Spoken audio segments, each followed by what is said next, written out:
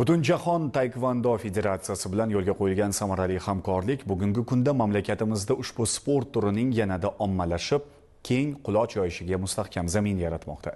Mazkur hamkorlik doirasida imzolangan memorandum asosida Buxoro viloyatining olis hududlaridan biri Qorako'l tumanida ham taekvondo VT yo'nalishidagi zamonaviy sport to'garagi tashkil etildi.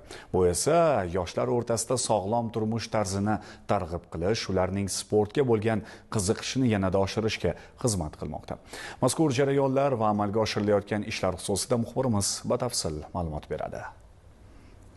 Buxoro viloyatida hozirda 3536 sport inshootlari hamda 30 ta sport ta'lim muassasalari faoliyat yurityapti. Bugungi kunda sport ta'lim muassasalarida 55 mingga yaqin sportchi muntazam shug'ullanib kelmoqda. E'tiborli tomoni, ushbu qamrovning qariyb yarmini olimpiya sport turlari tashkil qiladi. O'tgan yil buxoroliklarning 861 nafari milliy terma jamoa safidan joy egallagan bo'lsa, bu ko'rsatkichda taekvondo ustalari ham salmoqli o'rinni band etmoqda. Olimpiya va paralimpiya harakatini rivojlantirish maqsadida viloyatning olis Qorako'l tumanida ham yangi sport maskani foydalanishga topshirilishi hudud yoshlari uchun katta tuhfa bo'ldi.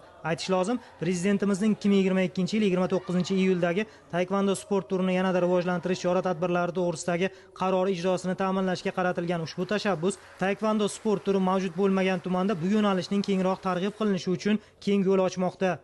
미르제프 대통령께 다시 한번 감사드립니다.